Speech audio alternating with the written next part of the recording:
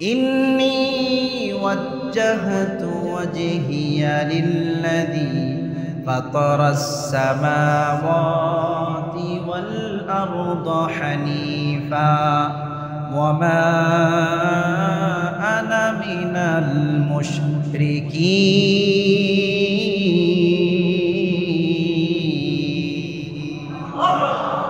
এবার তিনি আল্লাহ রাব্বুল আলামিনকে বললেন, আল্লাহ ইন্নী ওয়াজ্জাহতু ওয়াজহি, আমি আমার চেহারাকে ঘুরাইলাম সেই রবের দিকে যে রব আসমান জমিন সৃষ্টি করেছেন, যে রব সব কিছুর স্রষ্টা, যে রব আমি ইব্রাহিমকে সৃষ্টি করেছেন, যে রব নমরুদকে সৃষ্টি করেছেন, যে রব গোটা পৃথিবীর সমস্ত মানুষকে সৃষ্টি করেছেন। শুধু সৃষ্টি করে ছেড়ে দেন নাই, তার রিজিকের ফয়সালাও করেছেন। শুধু রিজিকের ফয়সালা করে ছেড়ে দেন নাই, অসুস্থ হলে তাদেরকে সুস্থতা দান করেন, সব ধরনের মঙ্গল যিনি দান করেন। আমি সেই রবের প্রতি পরিপূর্ণ চেহারাকে ঘুরাইলাম, আর আমি মুশরিকদের অন্তর্ভুক্ত নয়। বলেন সুবহানাল্লাহ। ওয়া ইযিবতালা ইব্রাহিমা রাব্বুহু বিকালিমাতিন ফাআতাম্মাহুন। আল্লাহ রাব্বুল আলামিন বলেন, নবী স্মরণ করুন ওই সময়ের কথা যখন আমি আমার খলিল, আমি আমার প্রিয় বান্দা ইব্রাহিমকে পরীক্ষা করলাম। বিকালিমাতিন, অনেকগুলো বিষয়ে তাকে পরীক্ষা করেছি। ফাতাম্মাহুন, আর প্রতিটি বিষয়ে সে সর্বোচ্চ স্টার মারবে, সর্বোচ্চ নাম্বার পেয়ে আমার পরীক্ষায় ইব্রাহিম পাশ করেছে। বলেন সুবহানাল্লাহ। প্রতিটি পরীক্ষায় পরিপূর্ণরূপে সফলতা ইব্রাহিম আলাইহিস সালাম অর্জন করেছেন। বলেন সুবহানাল্লাহ। ইব্রাহিম আলাইহিস সালামের জীবনী দুটি ভাগে বিভক্ত। আমাদের নবীর নবুয়তের পরবর্তী জীবনও দুটি ভাগে বিভক্ত। সন্তান আর পিতার মধ্যে অনেক মিল। আমাদের নবীর জীবনী তিন ভাগে বিভক্ত। নবুয়তের আগ পর্যন্ত 40 বছরের জীবন, আর নবুয়তের পরবর্তী 23 বছরের জীবন। নবুয়তের আগের 40 বছরের জীবন একটা পার্ট, আর নবুয়তের পরে 23 বছরের জীবনে দুটি পার্ট রয়েছে। একটি হচ্ছে মক্কি জীবন, আরেকটি হচ্ছে মাদানী জীবন। তদ্রূপ ইব্রাহিম আলাইহিস সালাম অন্যান্য নবীদের মতো 40 বছরে তিনি নবুয়ত পেয়েছেন।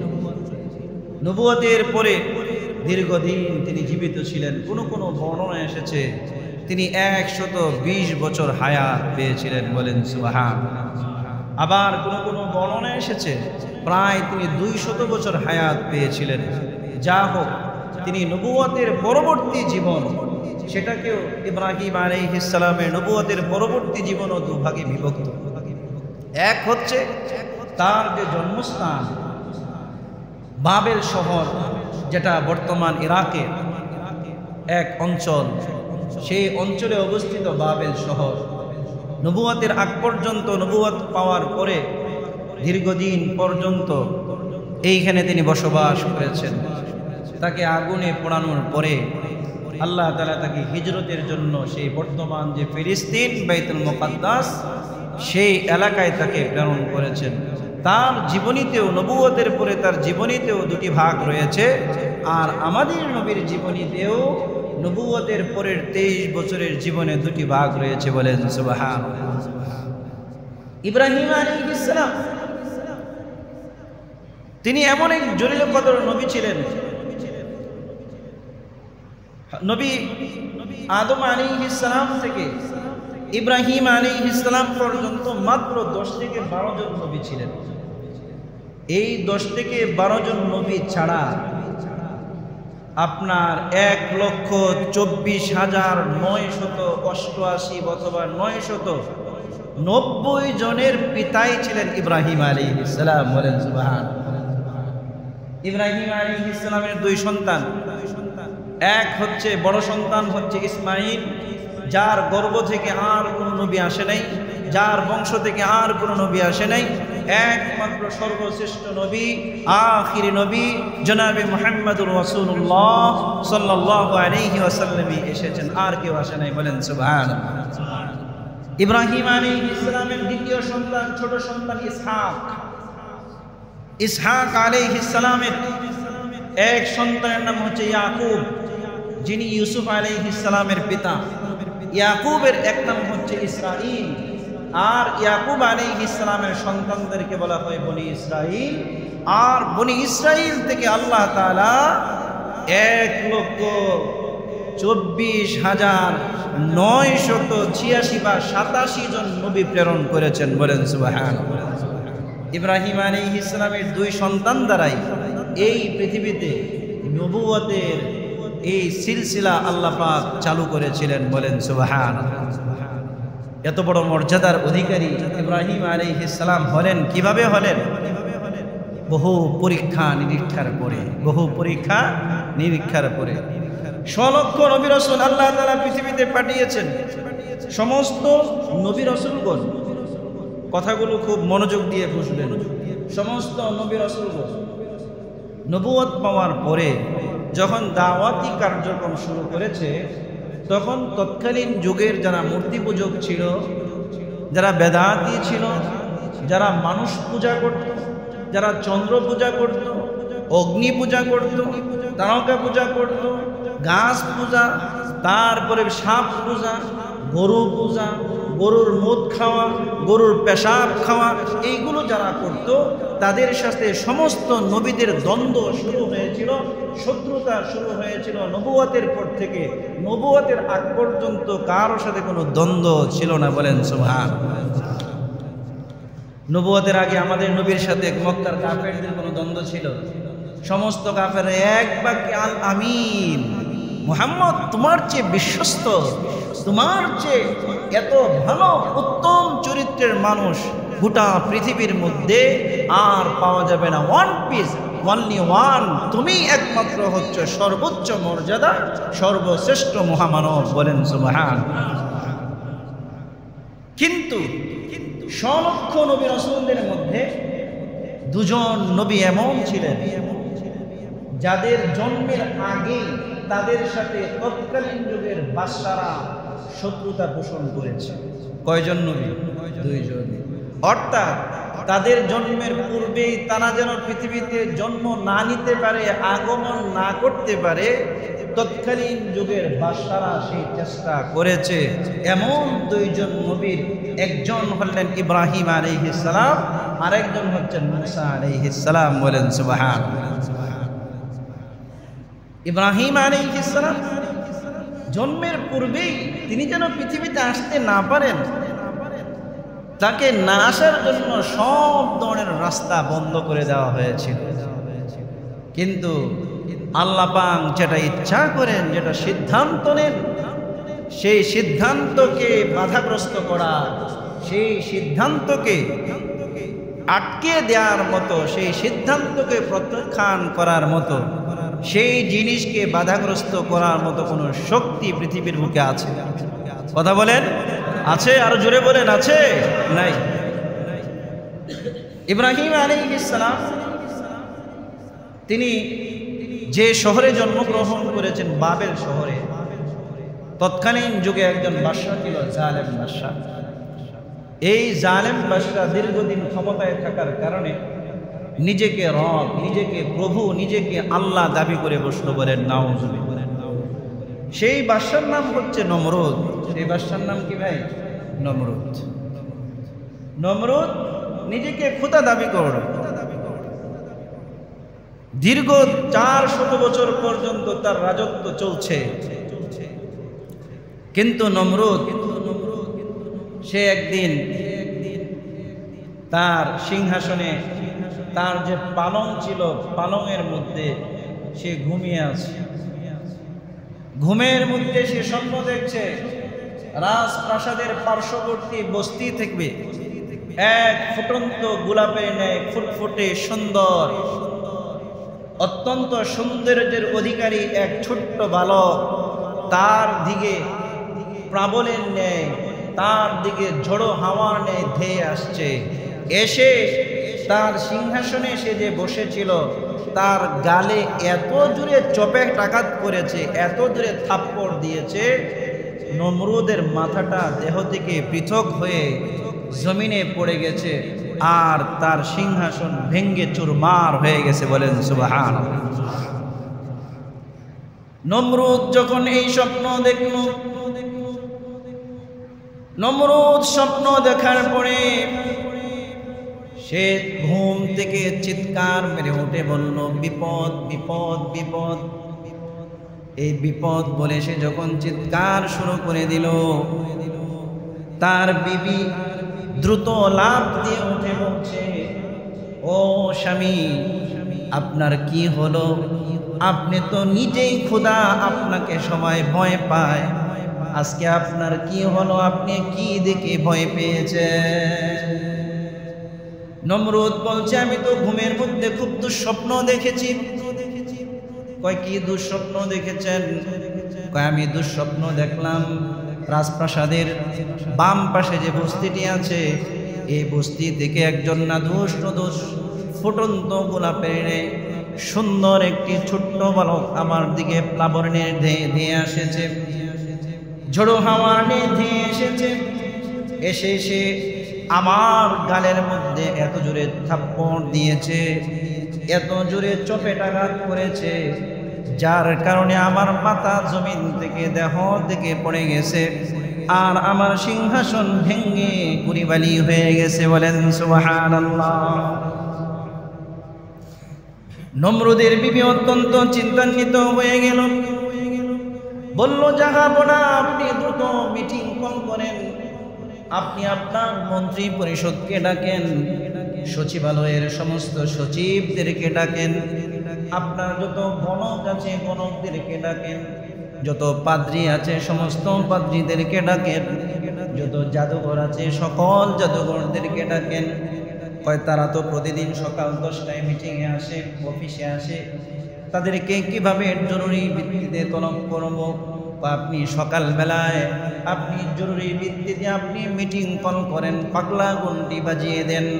পাগলা ঘন্টি যখন সকালবেলায় বাজিয়ে দিল, বাজিয়ে দেওয়ার সাথে সাথেই মন্ত্রী, মিনিস্টার, সচিব সহ জাদুঘর সহ যে যে অবস্থায় ছিল সমস্ত কাজকর্ম ফেলে তারা মন্ত্রী সবাই রাজ দরবারে হাজির হয়ে গেল।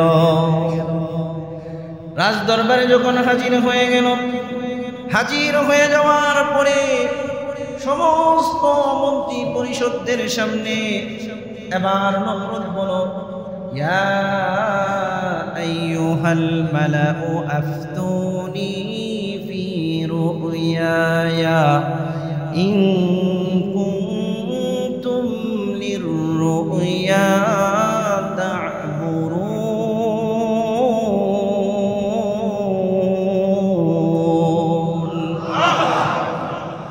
নমরুদ বলছে, শোনো, আমি তো রাতের বেলায় অত্যন্ত ভয়ঙ্কর স্বপ্ন দেখেছি। কয়, কি ভয়ঙ্কর স্বপ্ন আপনি দেখলেন? আমি দেখলাম আমার রাজপ্রাসাদের বাম পাশে যে বস্তি আছে ওই বস্তি থেকে একটি ছোট্ট বালক আমার দিকে দিয়ে এসেছে, এসে আমার গালের মধ্যে চপেটাঘাত করেছে। সেই চপেটাঘাতের আঘাতে আমার কল্লাটা দেহ থেকে জমিনের মধ্যে পড়ে গেছে আর আমার সিংহাসনটা ভেঙ্গে খান খান চুরমার হয়ে গেছে। হে আমার মন্ত্রী পরিষদের সদস্যরা, যদি তোমরা এর উত্তম তাবির, এই স্বপ্নের ব্যাখ্যা যদি তোমরা জানো তাহলে আমাকে বর্ণনা করো। এই ব্যাখ্যার মাধ্যমে আমি জানতে পারবো এই স্বপ্নের আসল রহস্য কি। সমস্ত মন্ত্রী পরিষদ বলল, قالوا أضغاث أحلام وما نحن بتأويل الأحلام بعالمين। সবাই বলল, জনাব, আপনি একটা অহেতুক স্বপ্ন দেখছেন। এই সমস্ত দুঃস্বপ্ন তো সবাই দেখে, এটার কোনো ব্যাখ্যা নাই, সঠিক কোনো ব্যাখ্যা নাই। আর ব্যাখ্যা থাকলেও আমরা জানি না। সমস্ত স্বপ্ন বিশারদরা বলল আমরা জানি না, মন্ত্রী পরিষদ বলল আমরা জানি না, সমস্ত কাহেন যারা জাদুঘর ছিল তারাও বলল আমরা জানি না, গণকরা বলল আমরা জানি না, পাদ্রীরা বলল আমরা জানি না, কেউ এর ব্যাখ্যা জানে না। তবে সেই পাদ্রীদের মধ্য থেকে এক যুবক দাঁড়িয়ে বলল, জাহাপনা, এর সঠিক ব্যাখ্যা আমি জানি। বলেন সুবহানাল্লাহ। সমস্ত মন্ত্রী পরিষদের সদস্যরা ওই যুবকের ব্যাপারে বাদশার কাছে নালিশ করে বলছে, জাহাপনা, আপনি আমাদের রব, আপনি আমাদের খোদা। বলেন নাউজুবিল্লাহ, আমরা আপনাকে সাজদা করি, আপনার কথা অনুযায়ী চলি, আপনাকে প্রণাম করি, আপনার সামনে বুক চড়াই। কিন্তু যে যুবক দাঁড়িয়েছে সে আপনাকে খোদা মানে না, সে আপনাকে বুক চড়ায় না, সে আপনার প্রতি ভক্তি করে না, এই ব্যক্তির কথা আপনি শুনবেন না, সে মিথ্যুক। বলেন নাউজুবিল্লাহ। এবার নমরুদ বলছে, যুবক, তুমি আমাকে রব কেন মানো না? কই, তোমাকে আমি রব কিভাবে মানবো? তুমিও তো মানুষ, আমিও মানুষ। তোমাকে যিনি বানিয়েছেন আমাকেও তিনি বানিয়েছেন, তোমাকে যিনি খাওয়ান আমাকেও তিনি খাওয়ান, তোমাকে যিনি সুস্থতা দেন তিনিও আমাকে সুস্থতা দেন, তোমাকে যিনি পরীক্ষা করছেন তিনিও আমাকে পরীক্ষা করছেন। তোমাকে আমি রব কিভাবে মানবো? আমি তো রব মানি তাকে, আমি রব মানি তাকে যিনি আমাকে বানিয়েছেন, যিনি আমাকে সৃষ্টি করেছেন। বলেন সুবহানাল্লাহ। এবার নমরুদ বলল, তোমার কাছে ব্যাখ্যা কি আছে? ব্যাখ্যা কোথায় পেলাম? ওই ব্যক্তি সম্পর্কে আল্লাহ রাব্বুল আলামিন বলেন, ক্বালাল্লাযী ইনদাহু ইলমুম মিনাল কিতাব। ওই ব্যক্তি হচ্ছে এমন যার কাছে আসমানি কিতাবের ইলম ছিল। বলেন সুবহানাল্লাহ। আসমানি কিতাবের ইলম, আসমানি কিতাবের জ্ঞান যাদের ভিতরে আছে তারা কখনোই পথভ্রষ্ট হয় না, তারা কখনো বাতিলের সামনে মাথা নত করে না। কথা কোন ঠিক না বেঠিক? ওই যুবক বলল, আমি আসমানি কিতাবে পেয়েছি আপনার রাজত্বে এমন এক যুবক আসবে যে যুবক আপনার রাজত্ব, আপনার প্রভুত্ব বালি গুড়ি করে দিবে, বালির সাথে মিশিয়ে দিবে। বলেন সুবহানাল্লাহ। ওই যুবকের জন্ম হয়ে গেছে, বাচ্চার জন্ম হয়ে গেছে? কয় না, এখনো জন্ম হয়নি, মায়ের পেটে আসছে, ওইটাও তো জানি না, তবে আসবে, তবে আসবে। সাথে সাথে নমরুদ নির্দেশ দিল, আজকের পর থেকে কোনো যুবক, কোনো যুবতী, আজকের পর থেকে কোনো স্বামী স্ত্রী কোনো মিলন করতে পারবে না। যত বিবাহিত যুবক আছে, যত অবিবাহিত যুবক আছে, সবাইকে কারাগারের মধ্যে বন্দী করে দাও। সমস্ত সেনাবাহিনী মিলে মন্ত্রীদেরকে সহ, সমস্ত গণকদেরকে সহ, পাদ্রীদেরকে সহ সবাইকে জেলখানার মধ্যে আবদ্ধ করে দিল। আর গোটা দেশের মধ্যে আইন জারি করে দিল যে সমস্ত মহিলাদের পেটের মধ্যে বাচ্চা আছে, এই সমস্ত বাচ্চাদের মায়ের পেট কাটবে, কাটার পরে বাচ্চাটাকে বের করবে। যদি ছেলে হয় তারপরে এই ছেলেকে জবাই করবে, আর যদি মেয়ে হয় তাহলে তাকে ছেড়ে দিবে। বলেন নাউজুবিল্লাহ। শত শত হাজার হাজার মা বোনদেরকে সে হত্যা করেছে ইব্রাহিম আলাইহিস সালামের জন্মকে ঠেকানোর জন্য।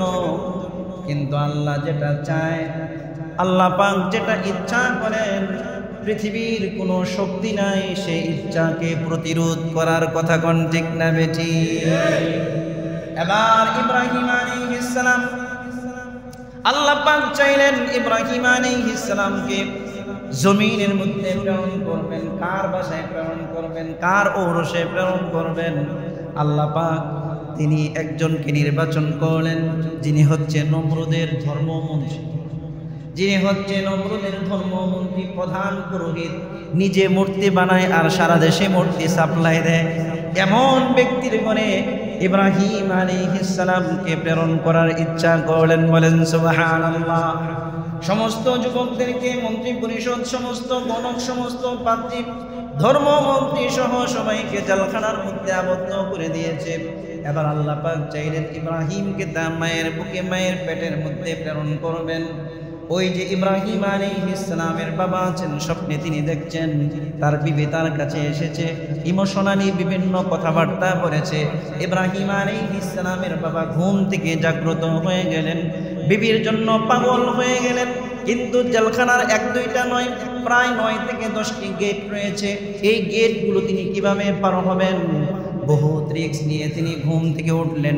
উঠে আস্তে আস্তে হাঁটি হাঁটি পা করে প্রধান গেটের সামনে আসলেন। এসে দেখলেন সমস্ত দারোয়ান ঘুমিয়ে আছে। প্রথম গেট পার হলেন, দ্বিতীয় গেট পার হলেন, এইভাবে একে একে 10টি গেট পার হয়ে নিজের বিবির কাছে চলে আসলেন। বলেন সুবহানাল্লাহ। বিবিও কিন্তু তার স্বামীর জন্য অপেক্ষা করছিলেন। বিবি যখন তার স্বামীকে দেখলেন, দেখার পরে বলছেন, আমি স্বপ্ন দেখছি নাকি বাস্তবে দেখছি? কিছুক্ষণ আগেও তো আমি আপনাকে স্বপ্নে দেখলাম, আপনি আমার কাছে এসেছেন, আমরা ভালোবাসা আলিঙ্গন করেছি, পরস্পরের সাথে মিলিত হলেন। যে রাতে মিলিত হলেন, ওই রাতেই আল্লাহ পাক ইব্রাহিম আলাইহিস সালামকে তার মায়ের পেটে প্রেরণ করে দিলেন। এবার ইব্রাহিম আলাইহিস সালামের বাবা আজর বলছে, প্রাণপ্রিয় স্ত্রী শোনো, আমি সমস্ত দারোয়ানদের চোখে পাখি দিয়ে আমি তো চলে এসেছি, এখন জেলখানা পর্যন্ত যেতে পারবো কিনা জানি না, তবে শোনো বহুত রিস্ক নিয়ে এসেছি, যদি না যেতে পারে, যদি ধরা খাই তাহলে আমারও ফাঁসি হবে। সুতরাং তুমি একটু তোমার রবের কাছে তুমি একটু ফরিয়াদ করো, আমি যেন খুব শান্তিতে সুখে শান্তিতে খুব নিরাপত্তার সাথে আমি আমার জায়গায় গিয়ে বসতে পারি। আস্তে আস্তে আবার গেলেন। যাওয়ার পরে আল্লাহ রাব্বুল আলামিন যত দারোয়ান ছিল সমস্ত দারোয়ানদের চোখের মধ্যে আল্লাহ পাক ঘুম দিয়ে দিলেন। সমস্ত দারোয়ানরা ঘুমিয়ে আছে। আবার সমস্ত গেটগুলোকে তিনি খুলে খুলে খুলে খুলে কারাগারের যে কক্ষে তাকে রাখা হয়েছে সেই কক্ষে সেই বিছানায় আবার গিয়ে শুয়ে গেলেন। বলেন সুবহানাল্লাহ। নবীদের একটা বৈশিষ্ট্য ছিল, এমনি সচরাচর যারা প্রেগনেন্ট হয়, যে সমস্ত মহিলা প্রেগনেন্ট হয়, প্রেগনেন্সি জনিত অনেক সমস্যার সম্মুখীন হয়, বমি বমি ভাব থাকে, ক্ষুধামন্দা থাকে, মাথা ঘোরায়, বিভিন্ন ধরনের সমস্যায় জর্জরিত হয়। কিন্তু নবীদের মাদের এক বৈশিষ্ট্য ছিল, নবী ইব্রাহিম আলাইহিস সালাম তার মায়ের পেটে চলে আসলেন। 1 দিন যায়, 2 দিন যায়, 1 মাস যায়, 2 মাস যায়, এভাবে 10 মাস চলে গেল। আর ওই দিক দিয়ে সেনাবাহিনী প্রতিদিন প্রায় দিনে বিভিন্নভাবে চেক আপ করতে থাকে, কোনো বাচ্চার কোনো মহিলা গর্ভবতী হয়েছে কিনা। ইব্রাহিম আলাইহিস সালাম যেদিন দুনিয়াতে আসবেন এর আগের দিন সন্ধ্যাবেলায় সেনাবাহিনী প্রবেশ করেছে। সেনাবাহিনী প্রবেশ করে ইব্রাহিম আলাইহিস সালামের মাকে চেক করেছে। সেনাবাহিনী রিপোর্ট করেছে অল ইজ ক্লিয়ার, কোনো ধরনের সমস্যা নাই, এই মহিলা কখনোই প্রেগনেন্ট হয় নাই। বলেন সুবহানাল্লাহ। অথচ 10 মাস 9 দিন হয়ে গেছে। সেনাবাহিনীর এই যে পরীক্ষা করল, পরীক্ষার মধ্যে আল্লাহ পাক রিপোর্ট দিয়ে দিলেন এই মায়ের গর্ভে কোনো কিছু নাই, এই মা গর্ভবতী নয়। আল্লাহ পাক ইব্রাহিম আলাইহিস সালামকে সেনাবাহিনীর চোখ থেকে বাঁচিয়ে দিলেন।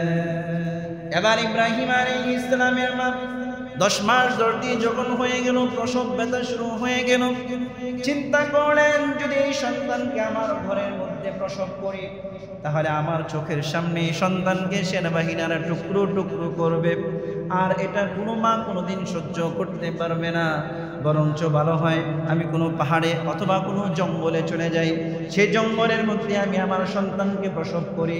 সন্তানকে প্রসব করার পরে সেই জঙ্গলের মধ্যে ছেড়ে আসব। যদি হায়াত তাকে বাঁচবে, যদি হায়াত না থাকে বিভিন্ন হিংস্র প্রাণী খেয়ে ফেলবে, তারপরেও তো আমার চক্ষু থেকে দূরে আমার সন্তানের ক্ষতি হবে, যেটা আমি দেখতে পারবো না। আর নিজের চোখের সামনে যদি সন্তানের ক্ষতি হয় তাহলে আমি মা হিসাবে কোনোদিন সহ্য করতে পারবো না। কথা কোন ঠিক না বেটি? ইব্রাহিম আলাইহিস সালামের মা চলে গেলেন পাহাড়ের মধ্যে। পাহাড়ের একটি গুহার ভিতরে ঢুকলেন। ঢোকার পরে গুহার দরজা বন্ধ করে দিলেন। খুব স্বাভাবিকভাবে ইব্রাহিম আলাইহিস সালাম মায়ের পেট থেকে বের হলেন। জমিনের মধ্যে পড়লেন। জমিনের মধ্যে পড়ে তিনি সাজদায় পড়ে গেলেন। ইব্রাহিম আলাইহিস সালামের মা তাকে দুগ্ধ পান করিয়ে সেখানে কিছু পাতা, বিভিন্ন ধরনের পাতা লতার উপর শোয়াইয়া তাকে রেখে এই যে পাহাড়ের যে গুহা ছিল এই গুহার দরজাটা বন্ধ করে চলে আসলেন। সকালবেলায় তিনি প্রসব করলেন, বিকালবেলায় গেছেন, গিয়ে দেখেন সন্তান কাদের সাথে জানি খেলাধুলা করছে। যে সময় ইব্রাহিম আলাইহিস সালামকে রেখে এসেছেন, আল্লাহ পাক ফেরেশতাদেরকে ওই গুহার মধ্যে পাঠিয়ে দিয়েছেন।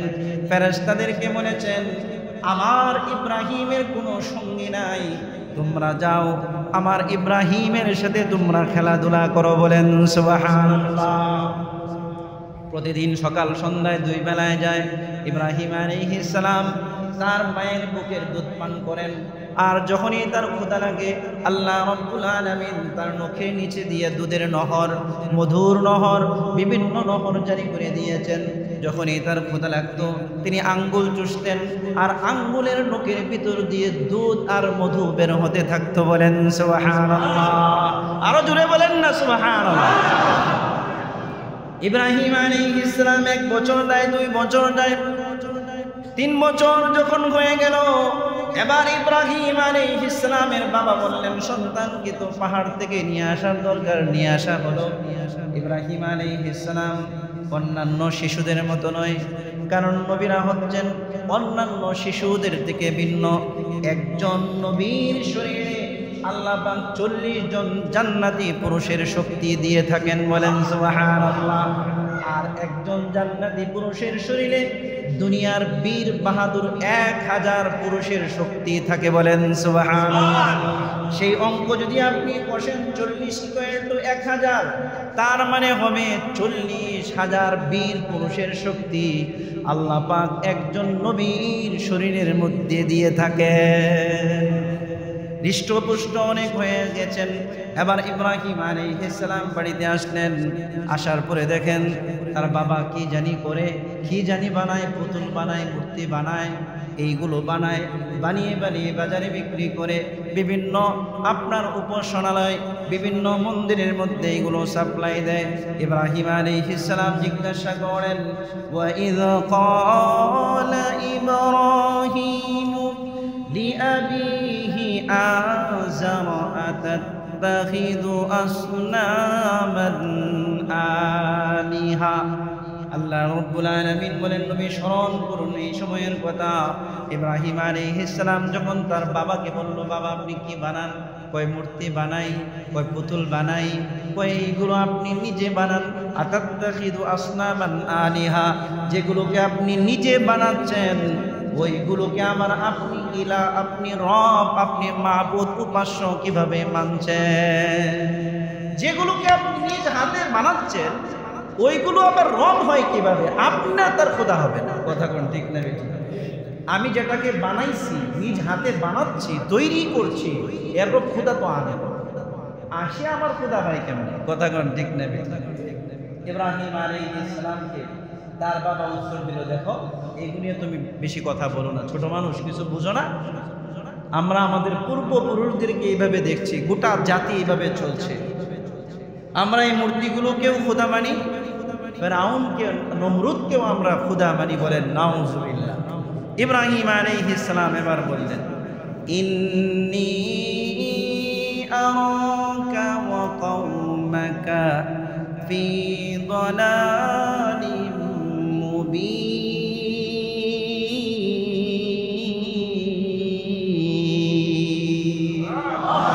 ইব্রাহিম আলাইহিস সালাম বলছেন, বাবা আপনাকে, আপনার জাতিকে, নমরুদকে, গোটা ইরাকের সমস্ত মানুষকে তো আমি দেখতে পাচ্ছি, এরা সব গুমরাহি, পথভ্রষ্টতায় লিপ্ত রয়েছে। বলেন সুবহানাল্লাহ। তিনি বুঝতে পেরেছেন সব কিছু হচ্ছে পথভ্রষ্টতা। কারণ নিজে যাকে বানায় সে তো কখনো খোদা, রব হতে পারে না। কথা কোন ঠিক না বেঠি? ইব্রাহিম আলাইহিস সালাম বড় হচ্ছেন।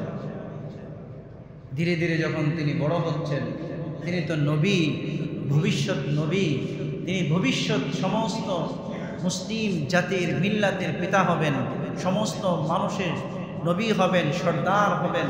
এই জন্য আল্লাহ পাক ছোট্টবেলা থেকে তার অন্তরকে শিরিক মুক্ত রেখেছেন। বলেন সুবহানাল্লাহ। ইব্রাহিম আলাইহিস সালাম বড় হচ্ছেন, এবার আল্লাহ রাব্বুল আলামিন তার অন্তরের মধ্যে তিনি দেখলেন যে দিক দিয়ে যায় সেদিক দিয়ে শুধু শিরিক আর শিরিক আর শিরিক।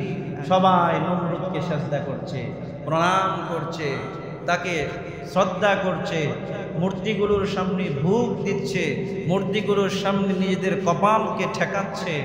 এইগুলো দেখতে দেখতে তিনি অতিষ্ঠ হয়ে গিয়েছেন। তিনি চিন্তার জগতে ঘুরছেন আর ভাবছেন, এরা তো আমাদের রব হতে পারে না, এরা তো আমাদের স্রষ্টা হতে পারে না, এরা তো আমাদের কখনো উপাস্য হতে পারে না। তাহলে আমার উপাস্য কে? সেই উপাস্যের সন্ধান তিনি শুরু করে দিলেন। বলেন সুবহানাল্লাহ। হকের সন্ধান করা এটা নবীদের সিফাত। হকের সন্ধান করা এটা কি ভাই? নবীদের গুণ। এটা কি বলেন? নবীদের গুণ। আর সচরাচর যেটা চলছে সেটা মেনে নেওয়া, এটা হচ্ছে আপনার বিভিন্ন ধরনের কাফের মুশরিকদের গুণ, যে আগে ওরা যেটা করছে আমি এটাও করি। এর মধ্যে সে কোনটা হক কোনটা বেহক এইগুলো যাচাই বাছাই করে না। আমার আমির যেটা কইছে সেটাই সঠিক, আমার পীর যেটা বলছে সেটাই সঠিক, আমার নেতা যেটা বলছে সেটাই সঠিক, কোনটা হক কোনটা বেহক সে কখনো তার সুস্থ মস্তিষ্ক দিয়ে চিন্তা করে না। এই সমস্ত ব্যক্তিগুলো সমাজের মধ্যে সবচেয়ে বেশি বুদ্ধি প্রতিবন্ধী। কথা কোন ঠিক না বেঠি? হক বেহকের মানদণ্ড হচ্ছে কোরআন হাদিস। কথা কোন ঠিক না বেঠি? হক বেহকের মানদণ্ড আমার পীর নয়, হক বেহকের মানদণ্ড আমার ইমাম সাহেব নয়, হক বেহকের মানদণ্ড আমার আমির নয়, হক বেহকের মানদণ্ড কোনো নেতা নয়। হক বেহকের মানদণ্ড হচ্ছে কোরআন হাদিস। আমার নেতার কথা যদি কোরআন হাদিসের সাথে মিলে, আমার পীরের কথা যদি কোরআন হাদিসের সাথে মিলে, আমার উস্তাদের কথা যদি কোরআন হাদিসের সাথে মিলে, আমার আমিরের কথা যদি কোরআন হাদিসের সাথে মিলে, তাহলে আমি মানব। আর না হয় সেই পীর, সেই নেতা, সেই আমিরের কথাকে আমি ডাস্টবিনে ছুঁড়ে ফেলে দেব। কথা কোন ঠিক না বেটা? সে তার কথা আমি মানব না, কারণ আমার রবের কথার সাথে যার মিল নেই ওই ব্যক্তির সাথে আমার কোনো সম্পর্ক নেই। আমার রবের কথার সাথে যার মিল তার সাথে আমার মিল, আমার রবের সাথে যার বন্ধুত্ব তার সাথে আমার বন্ধুত্ব, আমার রবের সাথে যার শত্রুতা তার সাথে আমার শত্রুতা। কথা কোন ঠিক না বেঠি? ইব্রাহিম আলাইহিস সালামের অন্তরের ভিতরে হককে চাওয়া, হক অন্বেষণের এক ধরনের আগ্রহ, বেচাহানি ভাব, এক ধরনের অতি আগ্রহ জন্মেল। আসলে আমার রবকে। ইব্রাহিম আলাইহিস সালামের যুগে শুধু মূর্তি পূজক ছিল এরকম না, চন্দ্র পূজক ছিল, সূর্য পূজক ছিল, তারপরে আপনার তারকা পূজক ছিল, অগ্নি পূজক ছিল, বিভিন্ন ধরনের পূজা মানুষ করত, যে যেমনি পারে পূজা করে। যেমন হিন্দুরা আছে, এদের 33 কোটি দেবতা। কত কোটি দেবতা? কথা কন না, 33 কোটি দেবতা। এত দেবতা যদি থাকে ও তো রাস্তা দিয়ে চলতে পারবে না, কারণ যেদিকে দেখবে এদিকেই সাপ দেবতা। কথা কন ঠিক না বেঠি? ও সোজা হয়ে চলবে, দেখবে যে সামনে সাপ দাঁড়াইছে, তখন সাপের সামনে সে নত হবে। কিছুক্ষণ পরে গিয়ে দেখবে ওর গু মাতা তার সামনে আছে, এই গু মাতার সামনে সে মাথা নত করবে। ও তো স্বাভাবিক জীবনযাপন করবে না, ও তো হাফ মেন্টাল, একদম উদ্ভাস্তের নেই পৃথিবীতে চলবে। কথা কন ঠিক না বেঠি?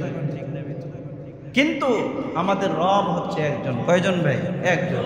মাথা নত করি একজনের সামনে, কথা মানি একজনের। কথা কোন ঠিক না বেঠি? ইবাদত করি একজনেরই, আমরা আর কাহারও কোনো পরোয়া করি না। জুড়ে বলেন না ঠিক না বেঠি? ইব্রাহিম আলাইহিস সালামের ভিতরে হককে জানার আগ্রহ, প্রচন্ড আগ্রহ তৈরি হলো। আল্লাহ তাআলা বলেন, وَكَذَلِكَ نُرِي إِبْرَاهِيمَ مَلَكُوتَ السَّمَاوَاتِ وَالْأَرْضِ وَلِيَكُونَ مِنَ الْمُوقِنِينَ।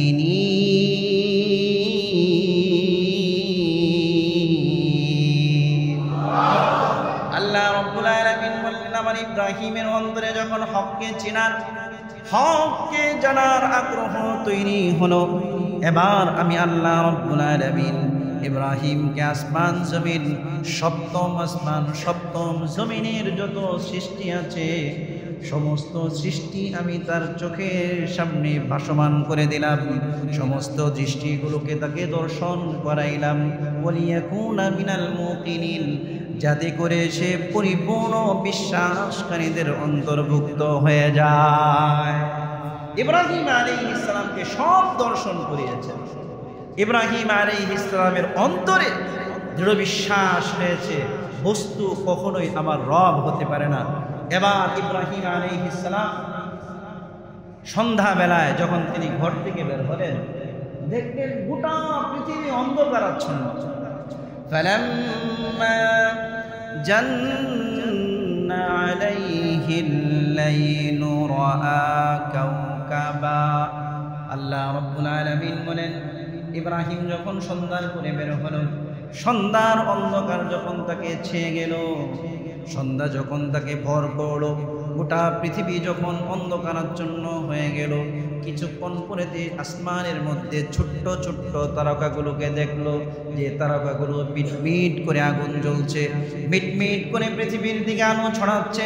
সাথে সাথে ইব্রাহিম আলাইহিস সালাম বলবেন, ক্বালা হাদা রাব্বি, এটাই মনে হয় আমাদের রব, এই মনে হয় আমার রব। ফালাম্মা আফালা, কিছুক্ষণ পর যখন এই তারকাগুলো অস্তমিত হয়ে গেল, সাথে সাথে ইব্রাহিম আলাইহিস সালাম বললেন, ক্বালা লা উহিব্বুল আফিলিন, যে জিনিস অস্তমিত হয়ে যায়, যে জিনিস ক্ষণস্থায়ী, এমন ক্ষণস্থায়ী বস্তু কখনো আমার রব হতে পারে না। যে জিনিস অস্তমিত হয়ে যায়, আই ডোন্ট লাইক ইউ, এমন বস্তুকে আমি পছন্দ করি না। বলেন সুবহানাল্লাহ।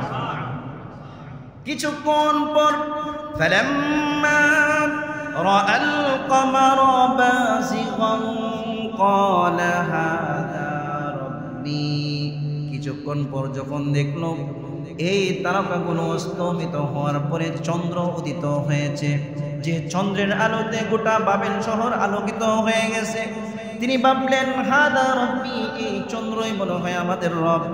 ফালাম্মা আফালা, যখন মধ্য রজনী হলো, শেষ রাত্র যখন হলো, এই চন্দ্রটিও যখন অস্তমিত হয়ে গেল, সাথে সাথে তিনি বললেন, লা ইল্লাম ইয়াহদিনি রব্বি লা আকুনান্না মিনাল কওমিদ যাল্লিন। সাথে সাথে তিনি বললেন, আমার রব যদি আমাকে হেদায়েত না দেয়, আমার রব যদি আমাকে সঠিক পথ প্রদর্শন না করে, তাহলে আমিও পথভ্রষ্ট হয়ে যাব। সকালবেলা ফজরের পরে পূর্ব দিকে যখন তিনি তাকালেন, তাকিয়ে দেখলেন বিশাল বড় এক সূর্য উদিত হয়েছে, যে সূর্যের আলোকে গোটা পৃথিবী আলোকিত হয়ে গেছে। চন্দ্রের আলোতে সুই সুতা খুঁজে পাওয়া যেত না, কিন্তু সূর্যের আলো এত প্রখরতা বৃদ্ধি পেয়েছে, যে প্রখরতার কারণে গোটা পৃথিবী একদম আলোকিত হয়ে গেছে। আলোকিত হয়ে যাওয়ার পরে আবার তিনি বললেন, হাদা রব্বি হাদা আকবার, এটাই দেখা যায় আমার সবচেয়ে বড় রব। সূর্য যখন সারাদিন থাকলো, সারাদিন আসমানে থাকার পরে বিকাল বেলায় ধীরে ধীরে যখন পশ্চিম দিকে হেলছে, তার যে পাওয়ার ছিল, তার যে রৌদ্রের প্রখরতা ছিল, সেটা কমতে শুরু করেছে। তার যে লাইট ছিল, সেই লাইটের পাওয়ারও কমতে শুরু করেছে। সন্ধ্যাবেলায় যখন পশ্চিম দিকে অস্তমিত হয়ে গেছে, সাথে সাথে সমস্ত মানুষগুলোকে ডেকে ডেকে বললেন, হে আমার কওম, ইন্নী বারীউম মিম্মা তুশরিকুন।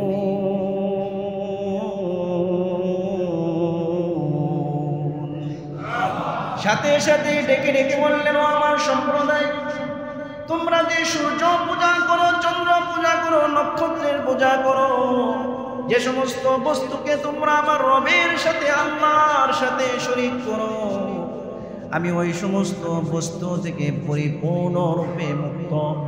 আমি আমার আল্লাহর সাথে কাউকে শরীক করি না। বলেন সুবহানাল্লাহ। এবার ইব্রাহিম আলাইহিস সালাম বললেন, সবাই আমার সঙ্গে পড়ুন, ইন্নী ওয়াজ্জাহতু ওয়াজহিয়া লিল্লাযী ফাতারাস সামাওয়াতি ওয়াল আরদা হানিফা ওয়া মা আনা মিনাল মুশরিকিন।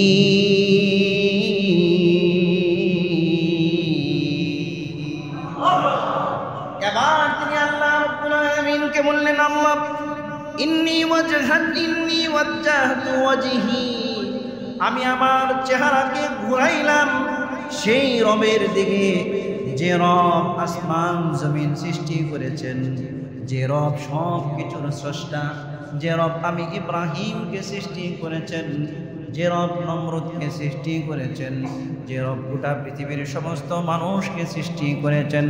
শুধু সৃষ্টি করে ছেড়ে দেন নাই, তার রিজিকের ফয়সালাও করেছেন। শুধু রিজিকের ফয়সালা করে ছেড়ে দেন নাই, অসুস্থ হলে তাদেরকে সুস্থতা দান করেন, সব ধরনের মঙ্গল যিনি দান করেন। আমি সেই রবের প্রতি পরিপূর্ণ চেহারাকে ঘুরাইলাম, আর আমি মুশরিকদের অন্তর্ভুক্ত নয়। বলেন সুবহানাল্লাহ। আমি মুশরিকদের অন্তর্ভুক্ত নয়, আমি একমাত্র মুসলমান। বলেন সুবহানাল্লাহ। ইব্রাহিম আলাইহিস সালাম এভাবে সত্যের অনুসন্ধান করেছেন। তাহলে আমরা জানলাম সমস্ত নবীদের সাথে কাফেরদের শত্রুতা শুরু হয়েছে নবুয়তের পরে। কবে?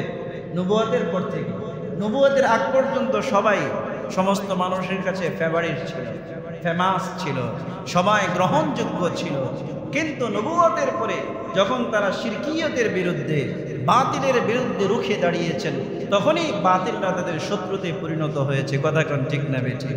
কিন্তু দুজন নবী এমন ছিলেন যারা পৃথিবীতে আসার আগে থেকেই তাদের সাথে তৎকালীন যুগের যারা বাদশা ছিল তারা শত্রুতা পোষণ করেছে। এর মধ্যে একজন হচ্ছেন নমরুদ, যে ইব্রাহিম আলাইহিস সালামের সাথে শত্রুতা পোষণ করেছে। অর্থাৎ ইব্রাহিম আলাইহিস সালাম যেন পৃথিবীতে আগমনই না করে, তার আগমনই যেন না হয়, জন্ম থেকেই তাকে মূলোৎপাটিত করার জন্য সে বিভিন্ন পায়তারা করেছে। কিন্তু যতই মূলোৎপাটনের ধ্বংসের পায়তারা করুক, হাজারো পায়তারা করে কোনোদিন কোনো ব্যক্তি সফল হবে? কথা কন, কথা বলেন না, সফল হবে? কখনোই সফল হবে না। সফল সেটাই হবে যেটা আল্লাহ চান। কথা কন ঠিক না বেঠিক? সফলতা সেটাই হবে যেটা কে চান? আল্লাহ চান। আল্লাহ যেটা চান এর বাহিরে এতে ব্যতি রেখে অন্য কিছু যদি সারা পৃথিবীর মানুষ চায়, কোনো কাজ হবে ভাই? কোনো কাজ হবে না। আপনার কোনো ক্ষতি, আপনার কোনো লাভ কোনো বান্দা করতে পারবে না। কথা কোন ঠিক না বেঠিক?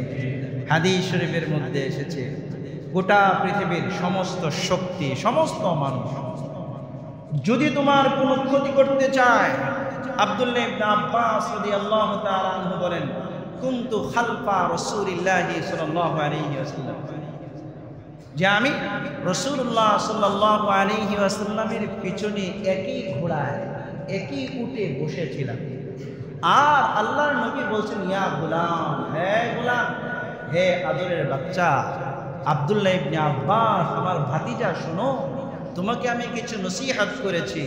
এই নসিহতগুলোর মধ্যে একটা নসিহত ছিল, গোটা পৃথিবীর সমস্ত মানুষ মিলে, সমস্ত শক্তি মিলে, সমস্ত প্রশাসন মিলে, সমস্ত গবেষক মিলে যদি তোমার বিন্দু পরিমাণ কোনো ক্ষতি করতে চায়, ততটুকুন ক্ষতি করতে পারবে যতটুকুন আল্লাহ তোমার তকদীরে লিপিবদ্ধ করেছেন। বলেন সুবহানাল্লাহ। যদি সবাই মিলে তোমার কোনো উপকার করতে চায়, সবাই মিলে তোমাকে উপরে উঠাইতে চায়, সম্মান দিতে চায়, মর্যাদার আসনে আসীন করতে চায়, ততটুকুন উপকার করতে পারবে যতটুকুন তকদীরের মধ্যে আল্লাহ পাক লিপিবদ্ধ করেছেন। বলেন সুবহানাল্লাহ। তাহলে আমরা বুঝতে পারলাম লাভ ক্ষতির একমাত্র মালিককে। কথা বলেন, জোরে বলেন না কে ভাই? লাভ ক্ষতির একমাত্র মালিক হচ্ছেন আল্লাহ। ক্ষতিও করতে পারেন আল্লাহ, লাভও করতে পারেন আল্লাহ। বাকি কোনো শক্তি আমার বিন্দু পরিমাণ আমার পশম পর্যন্ত টাচ করার ক্ষমতা রাখে না। কথা কোন ঠিক না বেঠিক? যতটুকুই টাচ করতে পারবে, ততটুকুই ক্ষতি করতে পারবে, ততটুকুই করতে পারবে যতটুকু আমার মালিক চান। কথা কোন ঠিক না বেঠিক? এই জন্য আল্লাহকে ছাড়া কাউকে পরোয়া করার বিন্দু পরিমাণ কোনো প্রয়োজন আছে? কথা কোন ঠিক না বেঠিক? কারণ আমরা রব পেয়েছি, এমন এক রব যিনি সব কিছুর রব। বলেন না সুবহানাল্লাহ? তাহলে ওই রবকে ছেড়ে মানুষের কাছে ধর্ণা দেওয়ার কোনো দরকারই হয় না, কোনো ব্যক্তির কাছে যাওয়ার কোনো দরকারই হয় না। রবকে পেয়েছি, রবের কাছে সব কিছু বলবো, রব থেকে সব কিছু চেয়ে নিব। কথা কোন ঠিক না বেঠিক? তো আমরা আজকে জানতে পারলাম ইব্রাহিম আলাইহিস সালাম পৃথিবীতে কিভাবে এসেছেন, তার বাল্যকাল কেমন ছিল। আগামী সপ্তাহ থেকে ইব্রাহিম আলাইহিস সালাম যতদিন বাবেল শহরে ছিলেন নবুয়তের পরে তার উপর অনেক পরীক্ষা গিয়েছে, এইগুলো আলোচনা করব। এরপরে তিনি যখন হিজরত করেছেন, তারপর আল্লাহ রাব্বুল আলামিনের পক্ষ থেকে যত পরীক্ষা এসেছে, বড় বড় যে পরীক্ষাগুলো, যেগুলোর মধ্যে উম্মতের জন্য শিক্ষণীয় আছে, আমরা সেইগুলো আলোচনা করে আমরা ইনশাআল্লাহ সামনের দিকে হজের আলোচনার দিকে এগিয়ে যাব। আল্লাহ পাক আমাদের সবাইকে ইব্রাহিমী ঈমান দান করুক, সকলে বলে আমিন। আল্লাহ পাক আমাদের সবাইকে ইব্রাহিমী জজবা দান করুক, সকলে বলে আমিন। আমরা যেন ইব্রাহিম আলাইহিস সালামের রেখে যাওয়া যে ধর্ম ইব্রাহিম আলাইহিস সালাম রেখে গিয়েছেন, মিল্লাতে হানিফা, একনিষ্ঠ রবের ধর্ম, যে ধর্মের ধারকবাহক আমাদের নবী, সেই ধর্মের ইসলামের উপর যেন মৃত্যু পর্যন্ত টিকে থাকতে পারি, রসুলের আদর্শে আদর্শবান হতে পারি। আল্লাহ পাক যেন আমাদেরকেও বারবার হজ উমরা করার তৌফিক দান করেন, সকলে বলে আমিন। ওয়া আখিরু দাওয়ানা